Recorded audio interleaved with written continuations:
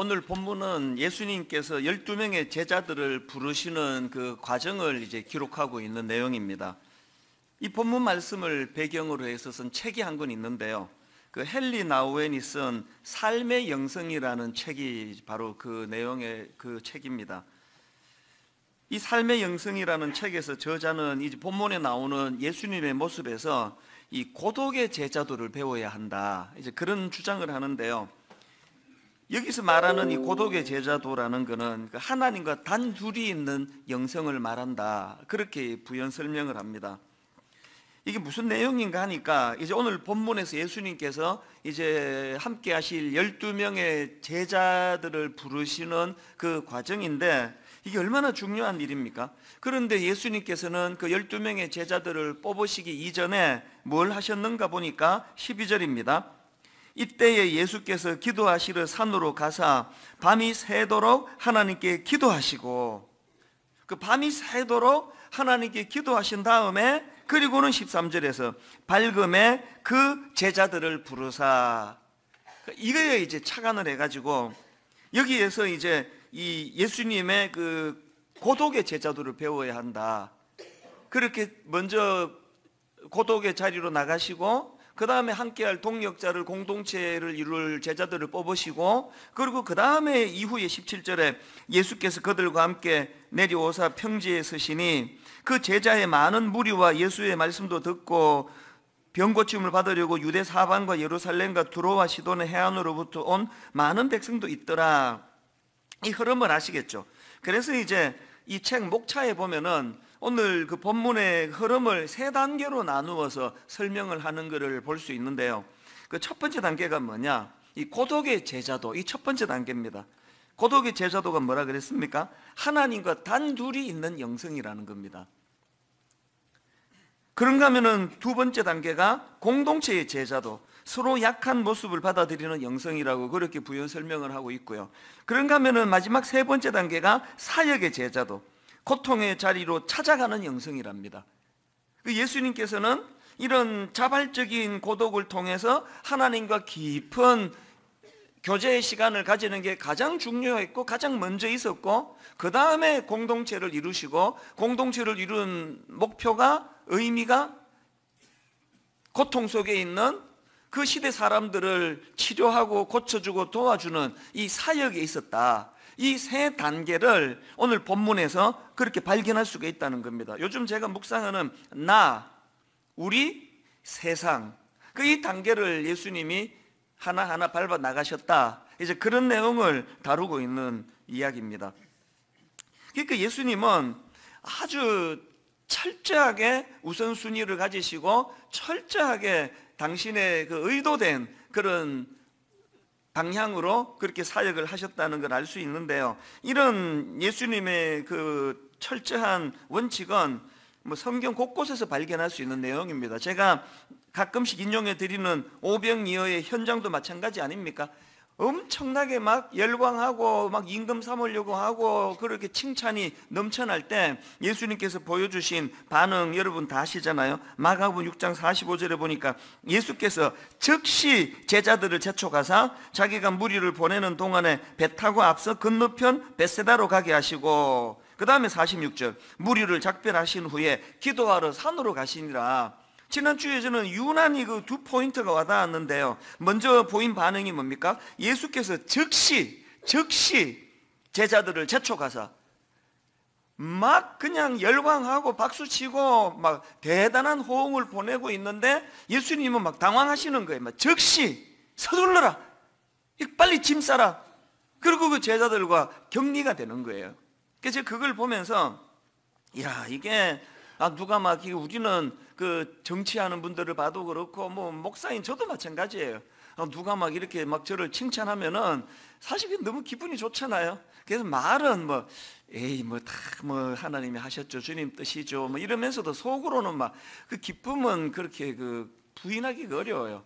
그래서 이제 그런 자리에는 좀 더 오래 머물고 싶고 오래 있고 싶은 게 본능 아닙니까?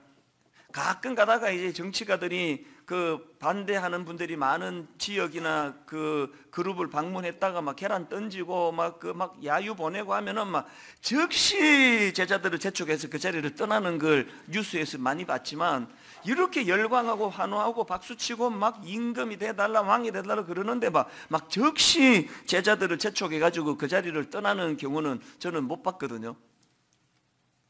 예수님에게서 저는 이 본문에서 지난주 새삼스럽게 배우는 게 뭐냐, 누가 자꾸 저를 칭찬하고 저를 자꾸 과장스럽게 막 그 치켜 세우고 그러면은 그때는 어떻게 해야 될 때예요? 즉시 떠나야 될 때예요.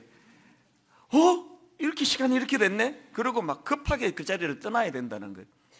그런가 하면은 그 46절에 무리를 작별하신 후에 이 포인트도 저에게 와닿았지만 그게 다가 아니에요. 저기 지금 강조점은 뒤에 있잖아요. 무리를 작별하신 그것도 중요하지만 기도하러 산으로 가시니라. 뭔가 일이 잘 되고 막 사람들이 자꾸 칭찬하고 뭐 우쭐해질 때는, 그때는 첫째 이 위험한 때다 영적으로. 둘째, 이때야말로 의도된 고립이, 의도된. 여러분 막 이렇게 막 뭐 상황이 나빠지고 막 사업이 잘 되다가 갑자기 망하고 막 사람들에게 배척당하고 그래서 찾아오는 고독은요, 그건 굉장히 그 병든 고독이에요. 우리를 아주 그 병들게 만드는 고독이에요. 그러나 오늘 예수님이 스스로 자초하신 이 고독은 자발적 고독이라고 그렇게 이름을 내가 붙여봤는데요, 이 자발적인 고독은 그런 의미의 고독이 아니에요. 저는 그런 생각을 합니다.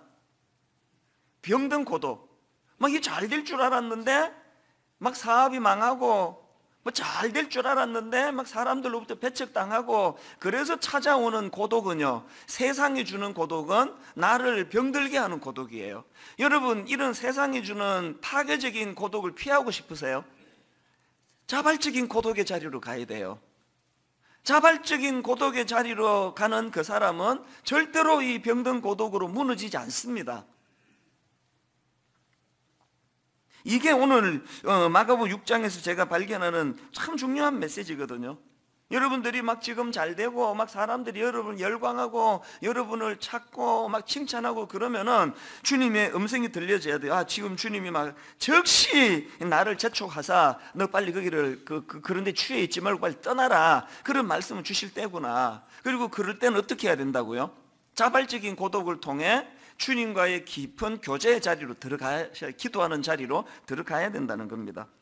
비슷한 모습이 마가복음 1장에도 나오는데요, 저는 이 마가복음 1장에서의 예수님의 그 살인적인 하루 일과 스케줄을 보면서 나는 이제 근데 바쁘다 이런 소리 더 이상 하면 안 되겠다, 그런 생각을 했습니다. 예수님의 이 바쁜 스케줄을 한번 보시기 바랍니다. 자, 먼저 마가복음 1장 21절입니다. 그들이 가버나움에 들어가니라. 예수께서 곧 안식일에 회당에 들어가 가르치심에, 이제 또 가르치는 일을 하셨습니다. 그리고 23절, 마침 그들의 회당에 더러운 귀신 들린 사람이 있어 소리 질러 이르되 나사렛 예수여, 우리가 당신과 무슨 상관이 있나이까? 우리를 멸하러 왔나이까? 나는 당신이 누구인 줄 아오니 하나님의 거룩한 자니이다. 예수께서 꾸짖어 이르시되 잠잠하고 그 사람에게서 나오라 하시니 더러운 귀신이 그 사람에게 경련을 일으키고 큰 소리를 지르며 나오는지라. 예수님이 말씀을 가르치고 있는 그 회당에서 또 귀신 들린 자를 고쳐주세요. 그리고는 28절에 예수의 소문이 온 갈릴리 사방에 퍼지니라 막 알려지는 거예요. 그리고는 29절부터 회당에서 나와 곧 야고보와 요한과 함께 시몬과 안드레의 집에 들어가시니 시몬의 장모가 열병으로 누워있는지라. 사람들이 곧 그 여자에 대하여 예수께 여짜온데 나아가서 그 손을 잡아 일으키시니 열병이 떠나고 여자가 그들에게 수종되니라. 이런 식으로 막 예수님이 귀신을 쫓아내시고 병으로 신음하는 사람을 막 고쳐주시고 이렇게 하니까 이제 소문이 막 점점 퍼져가지고요, 32절부터 보십시오. 저물어 해질 때에, 이제 하루 일과가 다 끝나는 시간 아닙니까? 저물어 해질 때에 모든 병자와 귀신 들린 자를 예수께 데려오니 온 동네가 그 문 앞에 모였더라. 예수께서 각종 병이 더 많은 사람을 고치시며 많은 귀신을 내쫓으시되, 이 저물어 해가 졌는데 일은 점점 많아지는 거예요. 막 점점 사람들이 더 몰려드는 거예요. 그렇게 그냥 살인적인 하루 스케줄을 주님이 보내셨는데요, 제가 참 주목하는 건 바로 그 다음 35절입니다. 새벽 아직도 밝기 전에 예수께서 일어나 나가 한적한 곳으로 가사 거기서 기도하시더니. 그래서 제가 이 예수님의 모습을 이렇게 상상을 해보는데 종교개혁가 루터가 생각이 나더라고요. 루터 선생님이 이런 말을 했습니다. 나는 너무 할 일이 많아서 아침에 기도로 3시간을 보내야 합니다. 이게 좀 조합이 좀 안 맞는 거 아닙니까? 오늘은 막 너무 할 일이 많아서 뭐 기도를 제대로 못했네. 또 뭐 어제는 또 스케줄이 좀 남아가지고 내가 3시간 기도했네. 그래야지 이게 좀 뭔가 그 상식이 통하는 것 같은데 루터는 다르게 얘기하는 거 아닙니까? 나는 너무 할 일이 많아서 아침에 기도로 3시간을 보내야 합니다. 종교개혁하는 과정에서 뭐 그냥 성경 번역하고 그 악한 세력과 싸워야 되고 뭐 할 일이 엄청 많은데 너무 바쁘기 때문에 나는 3시간을 기도하는 데 시간을 보내야 된다. 그리고 또 오늘 예수님의 그 스케줄을 보면서 책 제목이 하나 떠올랐는데요. 너무 바빠서 기도합니다. 참 가슴 아프게도요. 이 책을 쓴 미국의 유명한 그 목사님이 너무 바빠서 기도합니다. 책은 그렇게 썼는데. 그리고 실제로 막 엄청나게 바쁜 사역을 하신 분이거든요. 최근에 믿겨지지 않는 이야기를 들었습니다. 이 여자 문제로 교회에서 사표를 냈다는 거예요. 우리 보고는 너무 바쁘면 기도해야 된다고 그렇게 책도 쓰고 그래 놓고는 본인이 그렇게 넘어지면 어떻게 되느냐고요. 그게 우리에게 주는 경고가 뭡니까? 이론만 갖고 안 된다는 거예요. 그렇게 해야 된다는 겁니다. 저는 이렇게 바쁜 목사님들이 이거 실족할 때마다 하나님께서 제 마음에 경고를 많이 주세요. 그 다음 뭐 네 차례야. 조심 안 하면. 왜 제가 대외 활동을 막 극도로 제가 절제하고 있습니까? 왜 바깥 행사를 막 할 수 있는 대로 안 하려고, 할 수 있는 대로가 아니라 뭐 그냥 안 해요. 왜 안 하느냐? 저도 이름 내는 거 좋아하는 사람이거든요. 체질적으로. 왜 안 할까요, 그걸? 억지로 제가 참으면서 왜 안 하는가 하면은 요 한계, 바쁜 한계를 넘었으면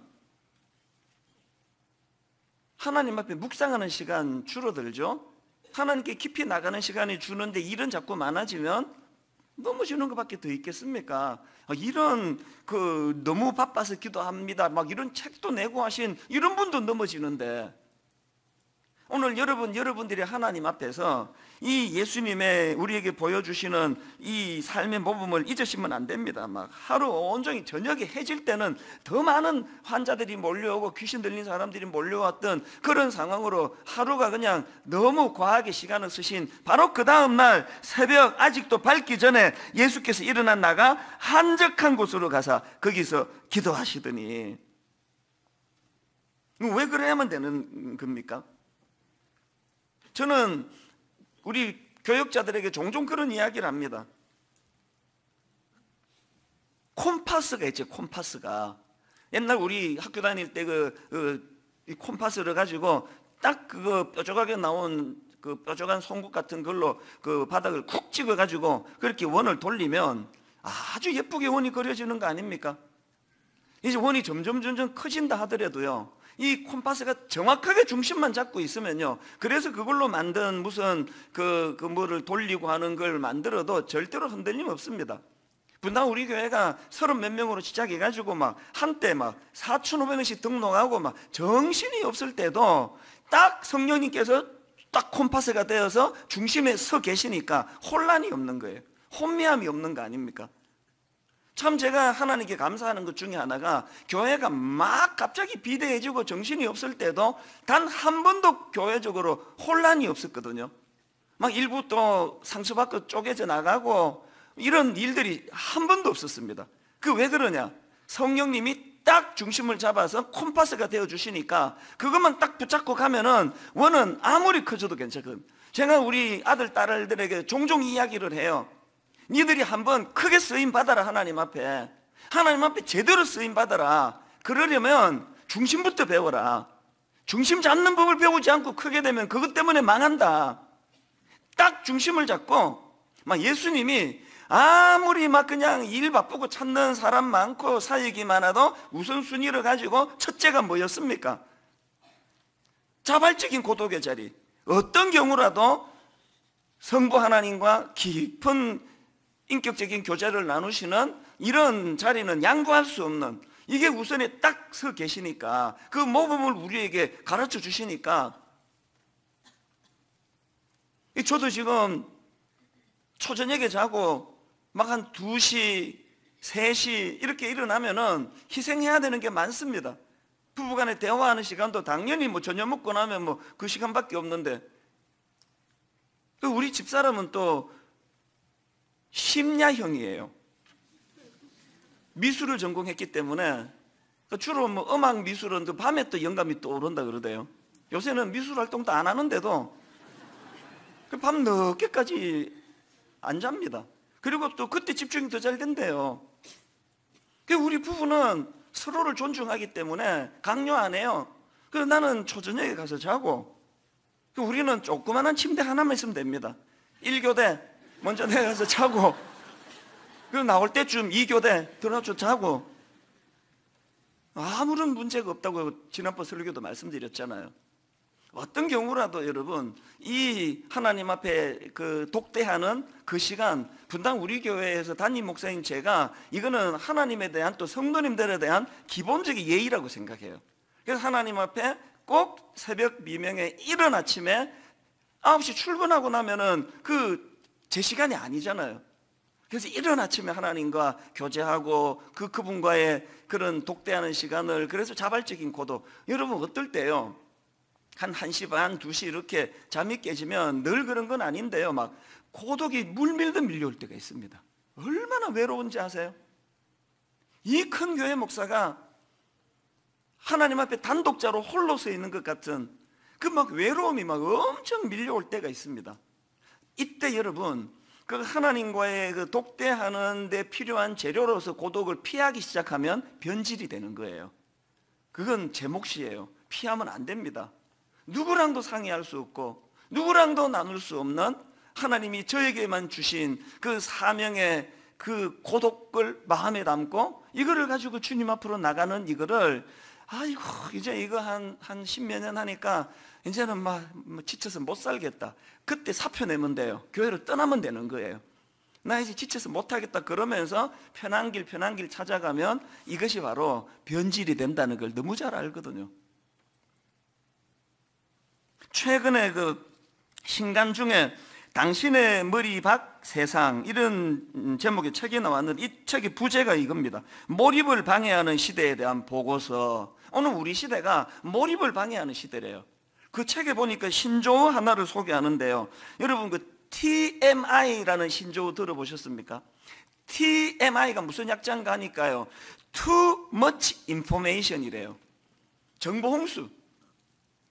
뭐 분당 우리 담임 목사로 있으면요, 막 머리가 터질 것 같아요. 막 온 사방에서 이야기, 소식, 정보 막 이런 게 들려오면은 막 어떨 때는 진짜 막 숨이 안 쉬어져. 숨이 막 너무 버겁다. 막 머리가 막 꽉 차 있을 때 어떻게 하는지 아시죠? 막 빨리 집에 가서 뭐 저녁 후딱 먹고 바로 자요. 저는 빨리 자고, 그리고 머리 다 비운 상태로 이른 아침에 하나님 앞에 독대하면서 하나님 앞에 정리를 하면은 하나님이 어제 그 복잡한 이런 것들을 다 정리를 해주시거든요.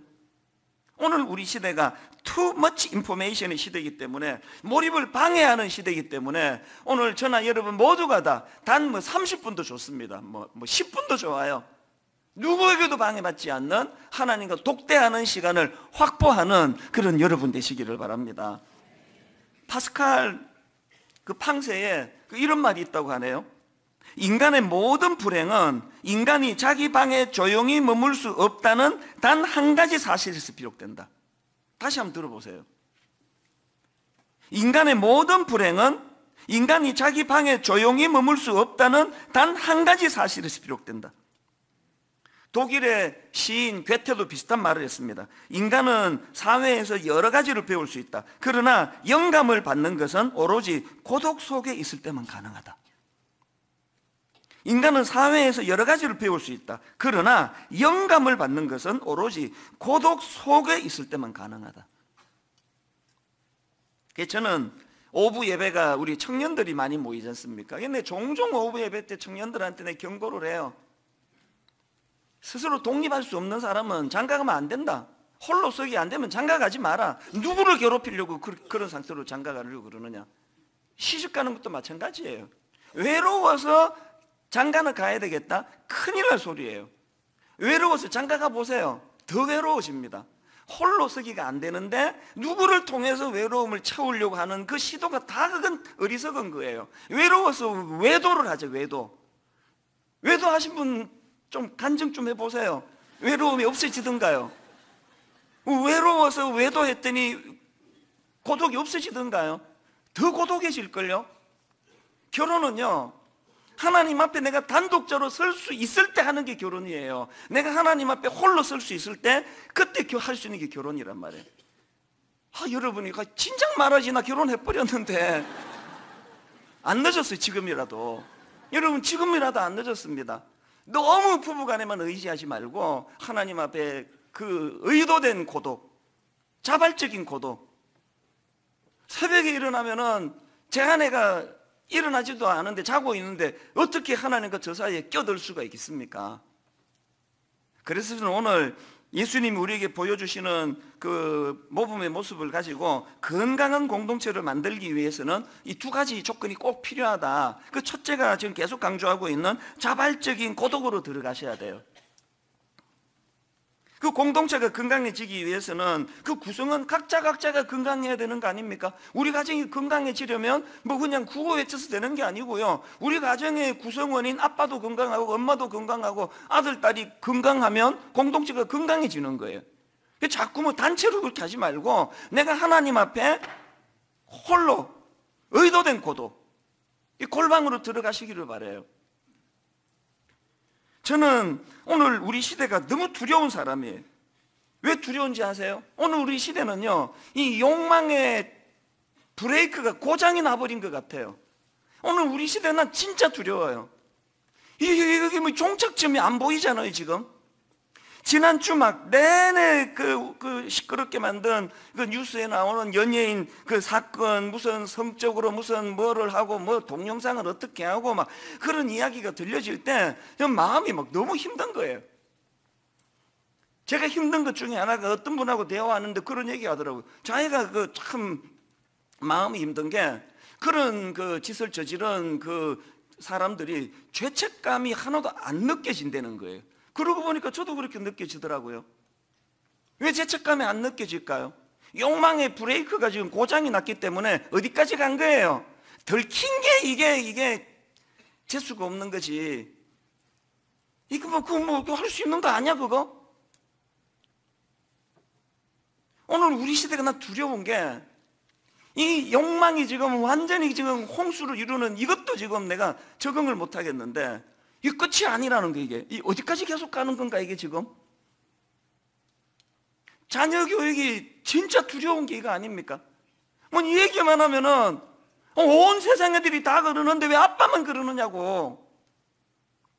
그게 또 끝이 아니에요. 그게 어디까지 갈지 몰라요. 이 동성애 문제가 이게 보통 지혜를 가지고 접근하지 않으면 안 되는 문제 아닙니까?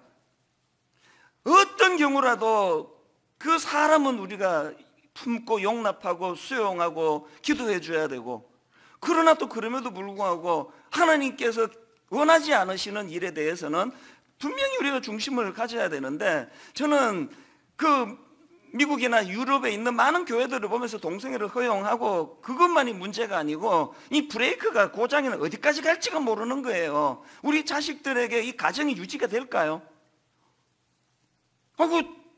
동성애 남자 여자도 사랑하는 것이 다 허용이 되는데 왜 결혼은 왜 남자 하나 여자 하나만 해야 되느냐고. 이제 그런 시대가 올 것 같은데요. 우리가 정말 두려워해야 되는 건요, 이 욕망이라는 기차가 지금 브레이크가 고장이 난 시대를 우리가 살아가고 있기 때문에 어떻게 해야 됩니까? 우리 스스로가 의도된 고립, 우리 스스로가 자발적인 고집의 자리로 들어가서 그런 세상의 영향을 받는 것이 아니라 하나님으로부터의 영향을 받는 이런 시간을 매일매일 확보하지 않으면요, 여러분, 우리 어른들도 그 영향을 안 받습니까? 용어, 그 젊은 사람들이 쓰는 용어, 어떤 거가 있죠? 왜들은 저런 천한 말을 쓰느냐고 막 그러는데, 어른들 보면은 한 2, 3년 지나면 그 말 막 쓰고 있는데요, 뭐. 그게 문화예요. 자꾸 익숙해지면은 한 발 늦게 따라가는 거거든요.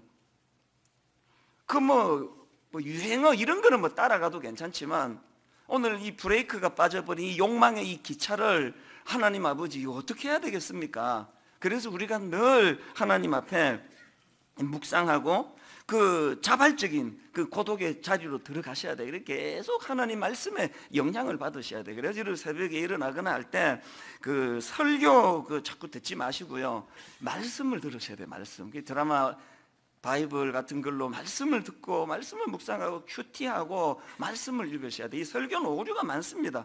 최근에도 제가 한 10몇 년 전으로 기억하는데요, 그 다이돌핀에 대해서 설교한 적이 있잖아요.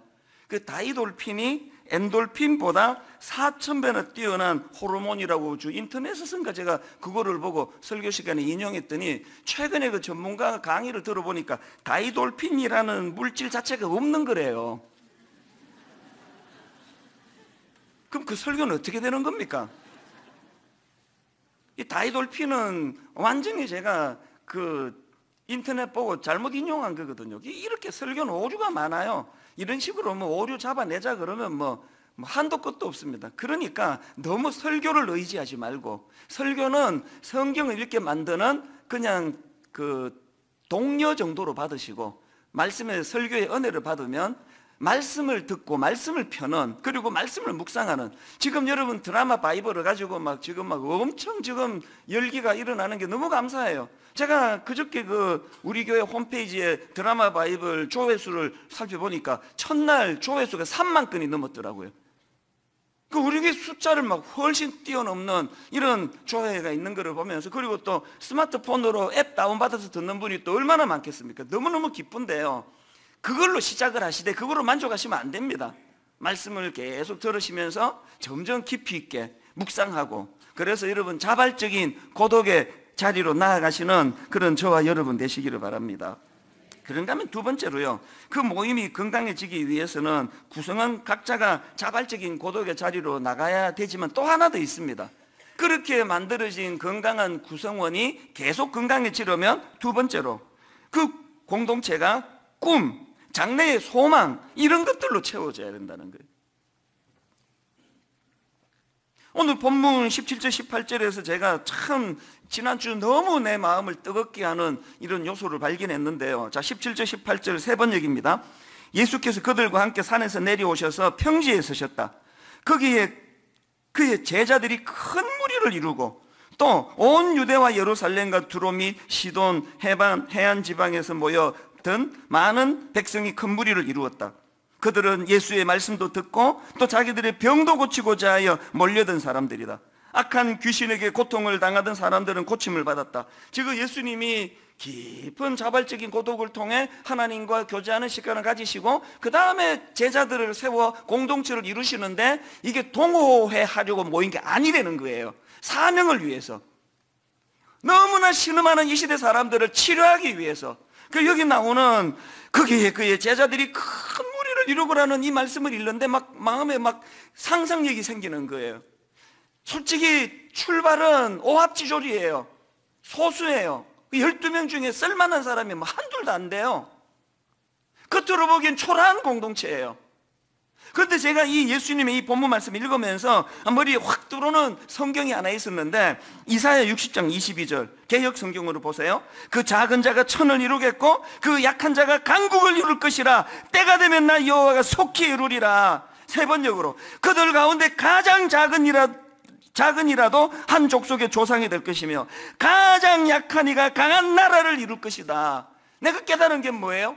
하나님 나라의 구성원인 여러분이 난 이제 다 컸어, 내 얼마나 대단해, 이 생각 자체가 이게 회개거리예요. 교회가 크지지 목사가 커지는 겁니까? 하나님 나라는 자기가 크다는 생각하는 사람이 모이는 데가 아니에요. 하나님 나라는 작은 자예요. 하나님 나라는 약한 자가 모이는 곳이에요.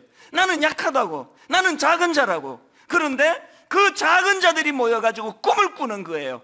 비록 내가 현실은 초라한 시몬이지만 장차 반석이 될 것이라고. 이 원리를 잊으시면 안 됩니다. 분당 우리 교회가 왜 위험합니까? 너무 큰 교회가 돼버렸어요.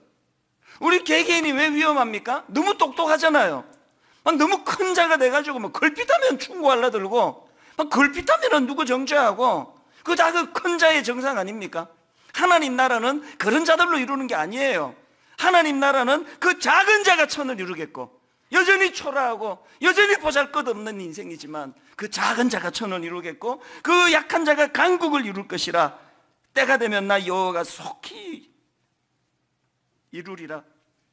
마가복음 1장에서 제자들을 부르시는 과정에서의 예수님의 그 말씀을 한번 곰곰이 보세요. 힌트 다 얻을 수 있는 거 아닙니까? 마가복음 1장 16절, 갈릴리 해변으로 지나가시다가 시몬과 그 형제 안드레가 바다에 그물 던지는 것을 보시니 그들은 어부라. 예수께서 이르시되 너 어느 대학 나왔니? 너 학교 다닐 때 그 학점이 어떠니? 그렇게 묻는 게 아니에요. 예수께서 이르시되 나를 따라오라. 내가 너희로 사람을 낚는 어부가 되게 하리라. 지금 네가 얼마나 작은 자인지 큰 자인지 나 관심 없다. 아니야, 일부러 작은 자만 내가 모았다.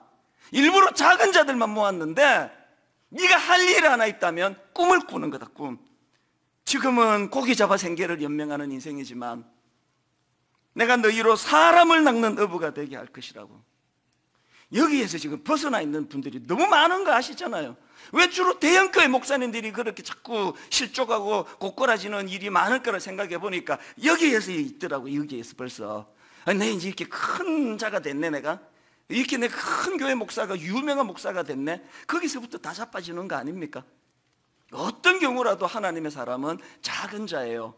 그 작은 자가 꿈을 꾸기 때문에 위대한 거예요. 제가 지난 월요일 날 이제 어디를 갔는지 이제 옷을 입으면서 우리 집사람한테 제가 이런 이야기, 무슨 대화를 하다가 했는지 이런 말을 했습니다.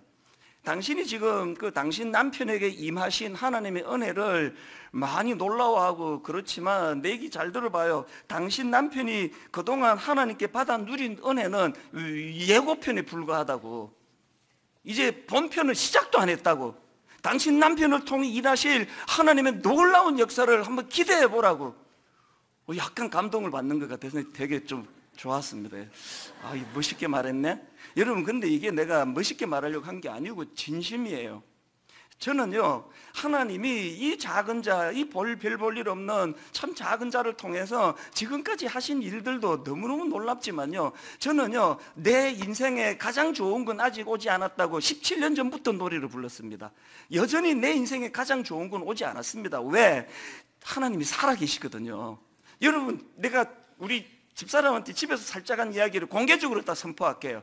여러분, 여러분의 담임 목사를 통해 하나님이 행하신 말도 안 되는 놀라운 일들 많이 놀라시고, 와, 저런 목사를 통해서도 이렇게 일하시네라고 놀랐던 그 모든 놀람은 예고편에 불과한 줄 믿으시기를 바랍니다. 앞으로 이 교회를 통해서, 부족한 이 작은 자를 통해서 하나님의 놀라운 역사가 어떻게 얼마나 대단히 일어나게 될지를 기대하시기를 바라요. 왜 또 그 아멘을 또 왜 안 하세요? 또 아멘을 하셔야 되는데. 창세기 13장 14절 15절에 보니까 롯이 아브라함을 떠난 후에 여호와께서 아브라함에게 이르시되 너는 눈을 들어 너 있는 곳에서 북쪽과 남쪽 그리고 동쪽과 서쪽을 바라보라. 보이는 땅을 내가 너와 내 자손에게 주리니 영원히 이르리라. 이 말씀의 배경이 뭔지 아십니까? 그동안 의지하던 정들었던 조카 롯이 떠난 이후에요. 마음이 허할 거 아닙니까? 의지했던 그 동력자가 떠났다는 거예요. 조카가 떠났다는 거예요. 그 허한 마음에 주신 하나님의 체험의 말씀이 이거예요. 여러분은 지금 누가 의지하는 뭐가 여러분을 떠났습니까? 무엇가 마음이 허전하게 만듭니까? 지금이야말로 하나님의 비전을 받을 때예요. 너 있는 곳에서 동서남북을 바라보아라. 너는 눈을 들어 너 있는 곳에서 북쪽과 남쪽 그리고 동쪽과 서쪽을 바라보라. 결론은 했습니다. 여러분, 그 마태복음 3장에 보면은 예수님이 세례를 받으시잖아요.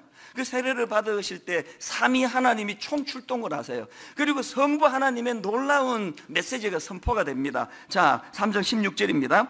예수께서 세례를 받으시고 곧 물에서 올라오실새 하늘이 열리고 하나님의 성령이 비둘기같이 내려 자기 위에 임하심을 보시더니 하늘로부터 소리가 있어 말씀하시되 이는 내 사랑하는 아들이요 내 기뻐하는 자라 하시니라. 바로 이 하나님의 선포가 있고 난 직후에 4장 1절에서 마귀가 시험하면서 이렇게 선포합니다. 유혹합니다. 그때에 예수께서 성령에 이끌리어 마귀에게 시험을 받으러 광야로 가사 40일을 밤낮으로 금식하시니 줄이신지라. 아까 제가 인용해 드렸던 삶의 영성이라는 책에서요, 이 부분을 가지고 글을 짧게 하나 썼는데 가슴이 벅차 올랐습니다. 그 내용을 한번 읽어 드릴게요. 들어보시기를 바랍니다. 예수님이 너는 내 사랑하는 자라라는 음성을 들으신 직후에 또 다른 음성이 들려왔다. 이제 마귀가 하는 이야기예요. 네가 사랑하는 자임을 증명해 봐라. 뭔가 보여주라. 이 돌을 빵이 되게 해라. 유명해져라. 성전에서 뛰어내려라. 그러면 너의 명성이 자자해질 것이다. 권력을 잡으라.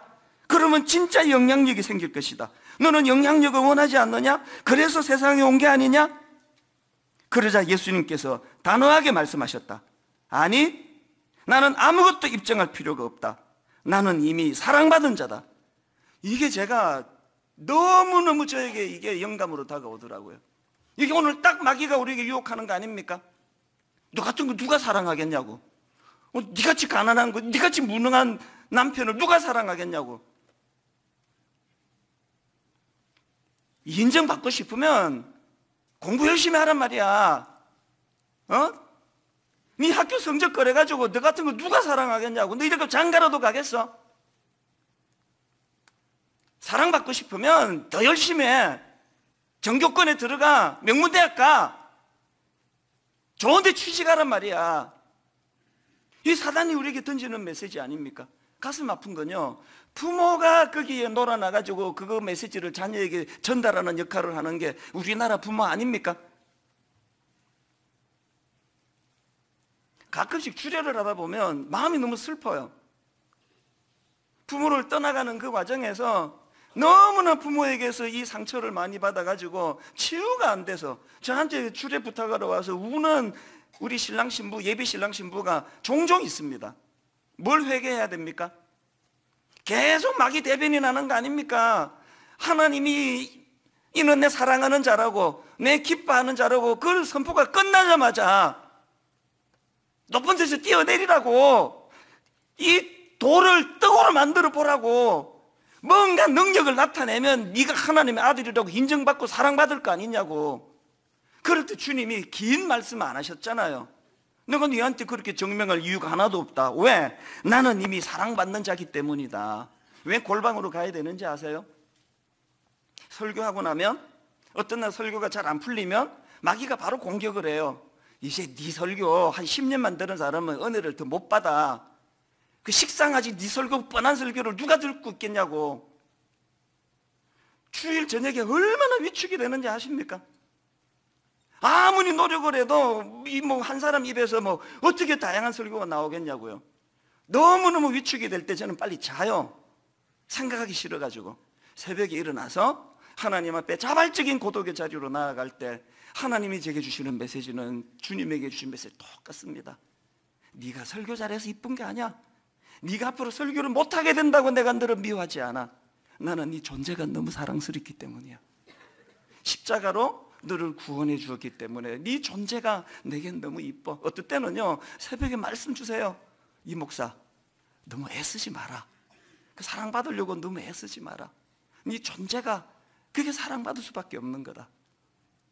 우리 자녀들에게 저질렀던 잘못된 교육을 회개하시고, 조건, 네 뭐 하면, 성적 얼마 나오면, 네가 이렇게 되면, 명문대 가면 사랑받을지 모르지. 사단의 메시지예요. 그렇지 않습니다. 어떤 상황이라도 우리 아들이, 우리 딸이 누구 앞에서라도 나는 사랑받는 사람이라고, 어른들이 먼저 자발적인 고독의 자리로 가셔서 여러분이 사랑받는 존재로서 회복이 이루어지고 그 자신감으로 자녀 교육을 행하시는 귀한 성도님들 되시기를 바랍니다. 오늘 말씀을 기억하시면서 우리 이 찬양이요, 모든 상황 속에서 주를 찬양할지라. 주님은 너의 큰 상급, 큰 도움이시라.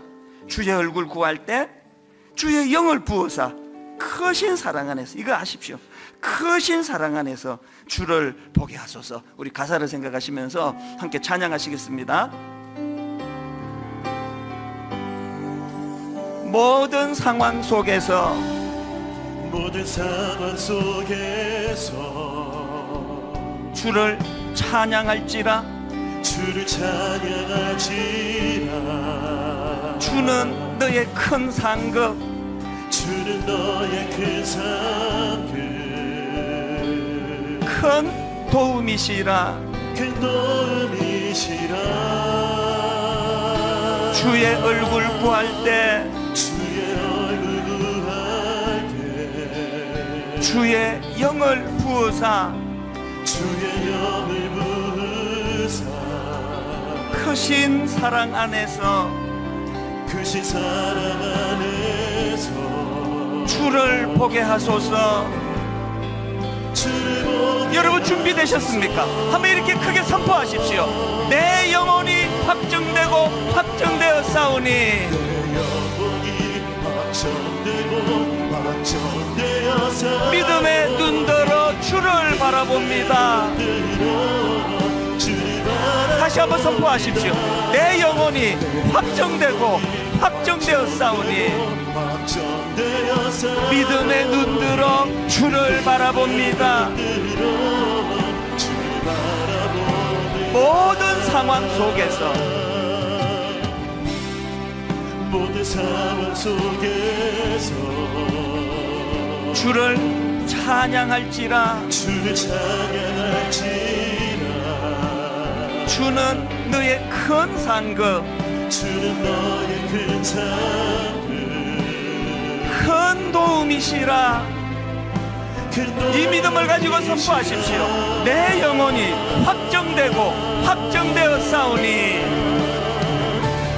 영혼이 확정되고 확정되어 싸우니 믿음의 눈들어 주를 바라봅니다. 주를 바라봅니다. 내 영혼이 확정되고 확정되어 싸우니, 되고 확정되어 싸우니 믿음의 눈으로 주를 바라봅니다. 다시 한번 여러분 부탁합니다. 세상이 여러분을 파괴적인 고독으로 몰고 가기 전에 여러분 스스로가 창조적인 고독, 자발적인 고독, 주님 앞으로 나가는 고독, 아무도 없는 그 한적한 곳에 주님 앞으로 나가는 자발적인 고독으로 나아갈 때 여러분 안에 그 파괴적인 고독은 사라질 줄로 믿습니다. 자발적인 고독의 자리로 나가서 여러분 자기를 돌아보세요. 여러분 우리 세대는요, 우리 그때 부모님이 보릿고개 이런 것 때문에 우리를 제대로 양육을 못했습니다. 부모 세대가 너무 마음이 조급하다가 보니까 막 험한 말도 많이 하시고 뭐 피를 먹을 놈이라 그러고 막 별의별 저주 같은 말을 많이 들어서 우리 안에 상처가 있어요. 저에도 있습니다. 우리 안에 상처가 있어요. 이 상처가 선물이 돼가지고 자꾸 비교식으로 애들에게 가는 거 아닙니까? 맨날 공부 안 하면은 너 사랑 못 받는다는 식으로 그 사단의 메시지를 어떻게 그 사랑하는 자녀에게 우리가 거기서 전달할 수가 있느냐고요. 성경 어디에 공부 잘해야 사랑받는다는 말을 합니까? 성경 어디에 돈 많이 벌어야 사랑받는다는 말을, 고립인 고독된 의도된 고독의 자리로 가서 내 이 독소가 다 치료가 되고, 먼저 여러분이 들으셔야 돼요. 하나님께서 나는 네가 그냥 사랑스럽다. 나는 네가 뭘 잘해서가 아니고 난 네 존재가 사랑스럽다. 내가 치유가 되고 자녀를 향한 내 언어가 달라지게 되기를 원합니다. 우리 다시 한번 후렴부터 선포하기를 원합니다. 내 영혼이 확정되고 내 영혼이 확정되었사오니, 이제는 세상의 눈이 아니에요. 믿음의 눈을 들어 주님 바라보기 원합니다. 믿음의 눈을 들어 이 세상을 바라보고 해석하기를 원합니다. 한번 이렇게 확신하며 선포합니다. 내 영혼이 확정되고 확정되었사오니, 내 영혼이 확정되고 확정되어 싸우니, 믿음의 눈 들어 주를 바라봅니다. 내 영혼이 확정되고 확정되어 싸우니 믿음의 눈들어 주를 바라봅니다. 여러분 이거 아십니까? 주를 찬양할 때 주의 나라 이미 임했네. 그 영원한 나라 보게 하소서. 내 영혼이 확정되고 확정되어 싸우니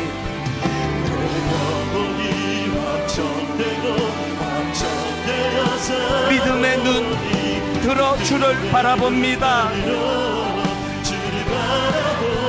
내 영혼이 확정되고 확정되어 싸우니 믿음의 눈 들어 주를 바라봅니다. 여러분 다시 한번 주목을 불끈 쥐고 결단하며 한 번 더 선포합니다.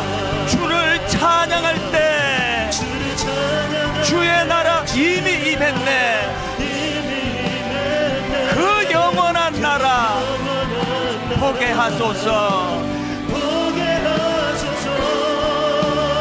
내 영혼이 확정되고 확정되어 싸우니 믿음의 눈 들어 주를 바라봅니다. 내 영혼이 확정되고 확정되어 싸우니 믿음의 눈 들어 주를 바라봅니다. 주의 영광 이곳에 가득해. 영광 이곳에 가득해. 우린 선의 주님과 함께 찬양하며 우리는 전진하리. 모든 열방 주 볼 때까지. 우리 다 자리에서 일어나셔서 내 눈 주의 영광을 보내. 이거 아십니까? 우리 가운데 계신 주님 영안을 열고 바라보세요. 그 빛난 영광 온 하늘 덮고 그 찬송 온 땅 가득해. 영안을 열고 바라보시기 바랍니다.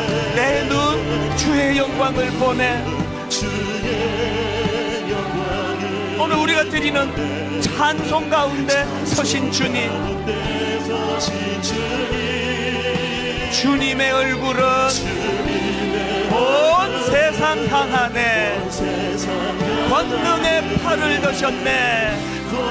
온 마음을 다하여 찬양하기 원합니다. 주의 영광 이곳에 가득해. 이곳에 가득해. 우린 선의 주님과 함께 찬양하며 우리는 전진하리. 언제까지? 모든 열방 주 볼 때까지. 하늘 아버지 우리를 새롭게 하사 열방 중에서 주를 섬기게 하소서. 모든 나라 일어나 찬송 부르며 영광의 주님을 보게 하소서. 보게 하소서. 주의 영광 이곳에 가득해. 우린 선의 주님과 함께 주님과 함께 찬양하며 우리는 전진하리. 언제까지? 모든 열방 주 볼 때까지. 우리 말씀을 기억하며 이 통성으로 기도할 때 우리 가정을 살려주시기 원합니다. 우리 아들 우리 딸 이 욕망의 고삐가 풀려버린, 이 욕망의 브레이크가 풀려버린 이 정신없는 이 세상에 오늘도 우리 아들이 학교로 가야 되고 직장을 가야 되는데 우리 딸이 아버지 거기에 휩쓸리지 않기 위하여 우리가 중심을 잡고 아버지 자발적으로 주님 앞으로 고독의 자리로 나가기 원합니다. 오늘 말씀을 기억하시고 이 통성으로 같이 우리 자녀와 가정과 교회를 위하여 기도하시겠습니다. 같이 기도하십니다. 살아계신 하나님 아버지, 하나님 아버지 오늘 이 시간 구합니다. 주의 영광 오늘 이곳에 충만하게 누리게 하여 주시고 이제 아버지 내일부터 다시 이 세상을 향하여 나아갈 때에 하나님 아버지 매 순간 살아계신 하나님을 복대하고 그분을 의지하며 그분이 주시는 메시지를 아버지 내 삶의 지침으로 삼는 인생 되기 원합니다. 있는 모습 그대로 나를 바라보시는 하나님의 사랑을 경험할 수 있는 은혜를 허락하여 주시기를 간절히 원합니다.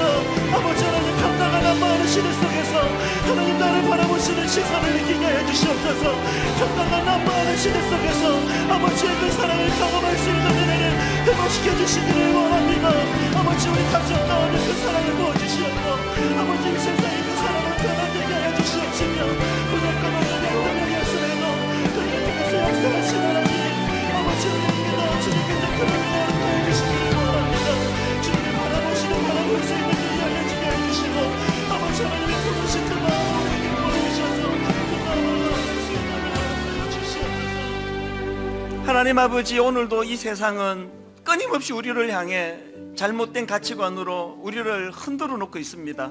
그래갖고 사랑을 받겠냐고, 그렇게 무능해가지고 어떻게 사랑을 받겠냐고, 누가 너 같은 걸 사랑하겠냐고. 하나님 우리 어린 자녀들이 싹시 제대로 펴보기도 전에 어린 꼬맹이 시절부터 끊임없이 이렇게 공부 열심히 안 하면 사랑 못 받는다고, 더 이뻐지지 않으면 사랑 못 받는다고, 너무나 가슴 아프게 우리 부모들의 입술을 통하여 그 잘못된 메시지가 끊임없이 전달되어 왔기 때문에 너무 많은 아이들이 하나님 형상을 닮은 그 존귀함을 모르고 살아가고 있는 것, 너무나 많이 열등감에 빠져 있다 보니 악한 것들이 조건을 걸고 유혹하면은 거기에 바로바로 넘어지는 현실을 아버지 가슴 아프게 목도하는 것이 오늘 이 시대입니다. 부모된 우리가 먼저 회개하며 하나님이 예수 그리스도가 뚜렷한 기준을 가지시고 그렇게 사역의 자리로 나아가셨던 것처럼 우리 부모들도 먼저 삶의 기준이 회복되고 바쁠수록 주님 앞으로 나아가 주님의 말씀으로 지침을 삼으며 그렇게 하나님 아버지